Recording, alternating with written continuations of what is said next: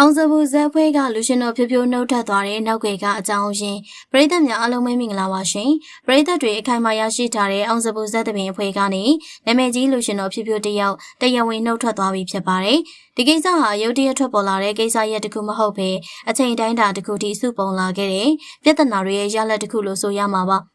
အောင်စပူဇက်ဖွဲဆိုတာမြန်မာနိုင်ငံအနှံ့ကဇက်တပင်ချစ်ပရိသတ်တွေရဲ့ရင်းနှီးမှာနေရာတနေရာအခိုင်အမာရရှိထားတဲ့အဖွဲ့ကြီးပါမင်းသားအောင်စပူရဲ့ကြိုးပမ်းမှုအောင်မြင်မှုတွေနဲ့အတူဇက်ခုံပေါ်မှာပရိသတ်ကိုဖန်ဆားနိုင်ခဲ့တဲ့အဓိကသရုပ်ဆောင်တဦးကတော့လူရှင်တော်ဖြိုးဖြိုးဖြစ်ပါတယ်။သူ့ရဲ့တော်လှန်မှုဟာတာပြောဆိုဟန်တွေကြောင့်ပရိသတ်တွေရဲ့အချစ်တော်ဖြစ်လာခဲ့သလိုဆိုရှယ်မီဒီယာပေါ်မှာလည်းနာမည်တစ်လုံးနဲ့ရပ်တည်လာနိုင်ခဲ့ပါတယ်။ဒါပေမဲ့အနုပညာလောကမှာအောင်မြင်မှုရဖို့ထက်ရလာတဲ့အောင်မြင်မှုကိုထိန်းသိမ်းဖို့ကပိုခက်ခဲတယ်ဆိုတဲ့စကားလုံးလိုပါပဲ။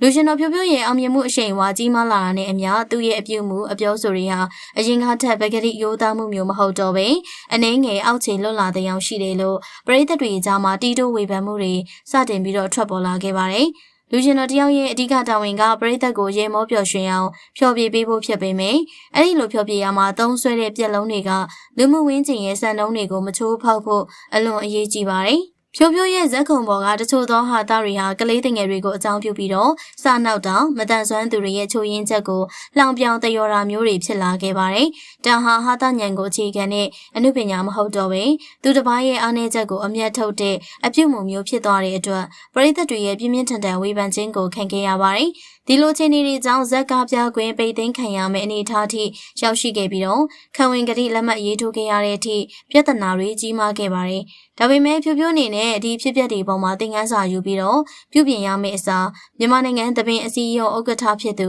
မင်းသားဖိုးချစ်ကိုပါစင်ပေါ်ကနေပေါ်တင်ဆောင်မြောင်းတယော်ခဲ့တာကသပင်လောကရဲ့စီကံနဲ့ယိုသေးလေးစားမှုကိုပြောင်ပြောင်တင်းတင်းချိုးဖောက်လိုက်တာပါဒါအပြင်မီဒီယာအင်တာဗျူးတွေမှာဖြေဆိုတဲ့အခါမှာသူ့ကိုဒီနေရာဒီအဆင့်ထိရောက်အောင်လက်တွဲခေါ်ယူပေးခဲ့တဲ့ကျေးဇူးရှင်ဇက်ကောင်းဆောင်မင်းသားအောင်စပူပေါ်မှာတောင်လေးစားမှုကင်းမဲ့စွာနဲ့ပြောဆိုမှုတွေပြုလုပ်လာတာက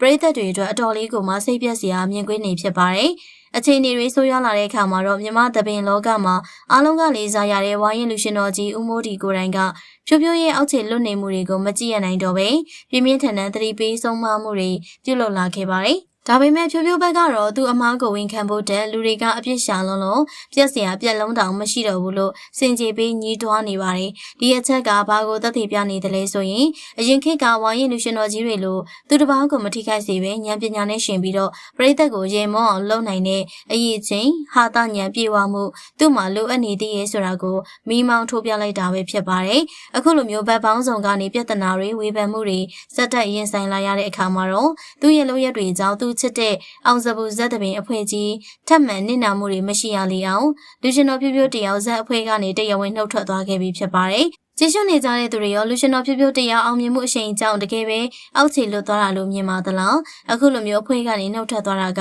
အားလုံးအတွက်အကောင်းဆုံးဖြည့်ရှင်နည်းလို့ထင်ပါသလား။လူရှင်တော်ဖြိုးဖြိုးပေါ်မှာမိမိတို့ရဲ့အမြင်ကိုမှတ်ချက်ပေးခဲ့ပါဦးနော်။ကြည့်ရှုပေးရတဲ့အတွက်ပရိသတ်များအားလုံးကိုကျေးဇူးထူးပဲတင်ရှိပါတယ်ရှင်။